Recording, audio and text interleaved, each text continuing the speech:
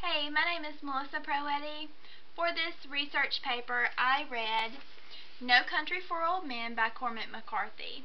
I chose this novel because it was the most modern of the novels on our list. I also knew that it had recently been made into a major motion picture, so I thought it would be a good book. It was kind of out of my comfort level. The plot and, the book itself was something that I would not have read on my own. The characters were really deep and it took me a lot to understand them. Alright, the story basically goes, there's this man, his name is Llewellyn Moss. He is a Vietnam veteran. He's a welder by trade.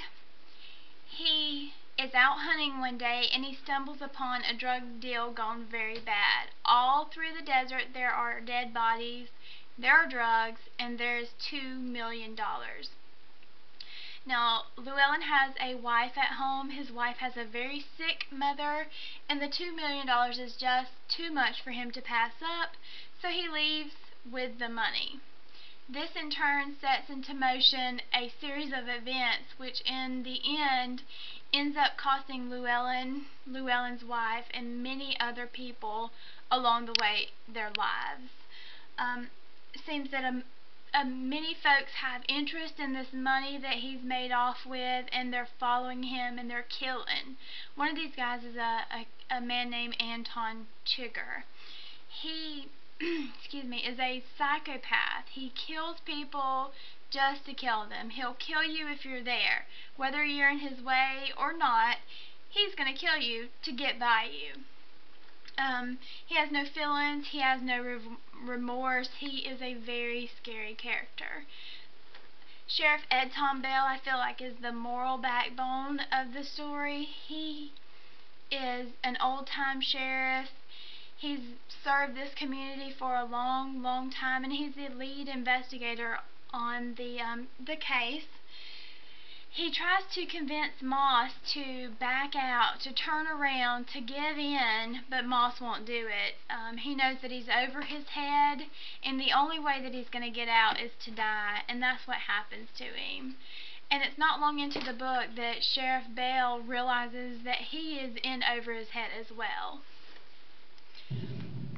The characters in the story, the three main characters again, are Llewellyn Moss. He's the young Vietnam vet. He's the one that has the money. He's on the run through the entire book.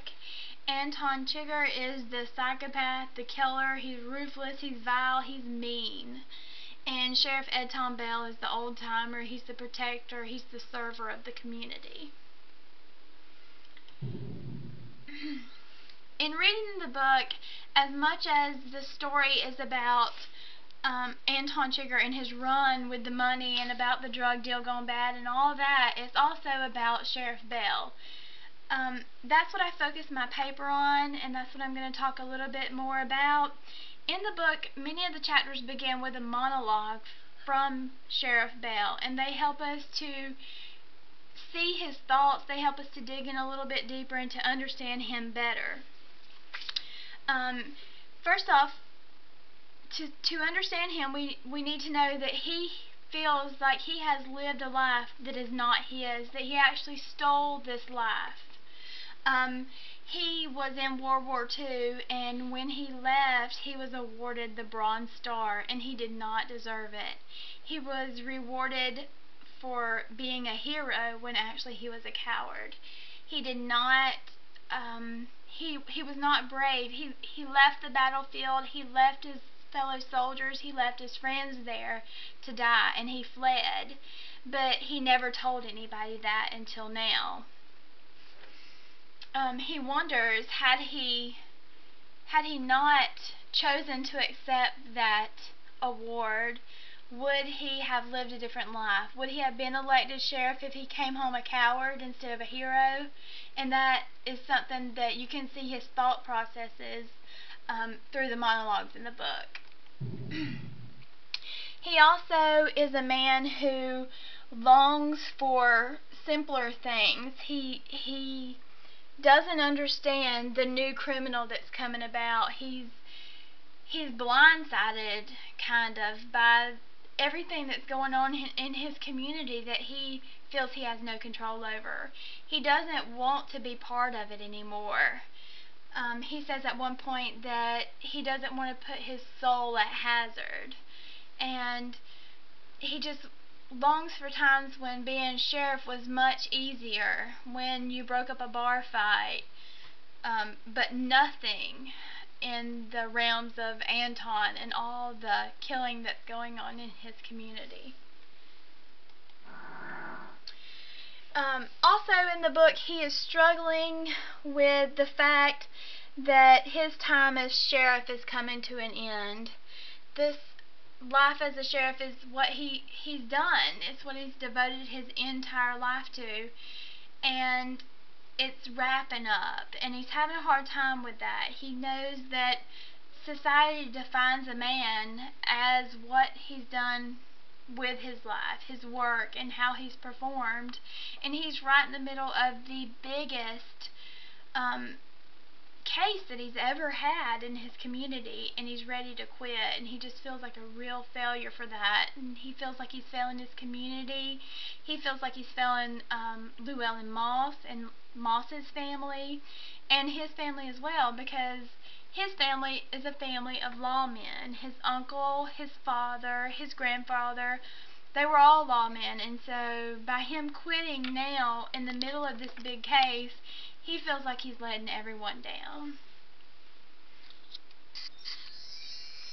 In the end of the book, Sheriff Bell is revealing some dreams that he had, and he's revealing these to his wife. He's having dreams of his father. His father has passed, and these dreams tell us a little bit more about Bell.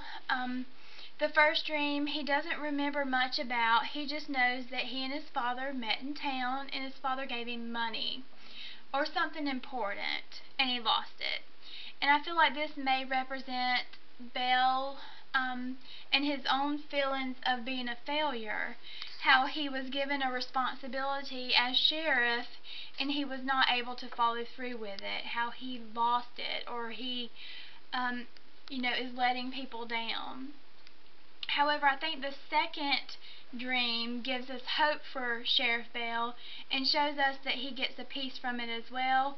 The second dream, he dreams of he and his father riding horseback. They're riding off together into the woods, and his father goes off ahead of him. He describes him as going off to build a fire.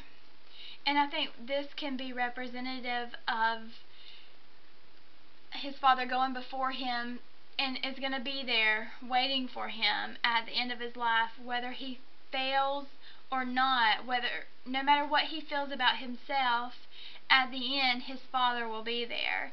And I think that we can look at this as his father, like the man who raised him here on earth, or his heavenly father. I think we could look both ways, that Sheriff Bell knows that at the end of his life his father will be there. Alright. Okay, that's the end. Thank you very much. I did email you this PowerPoint, and I appreciate it. Bye.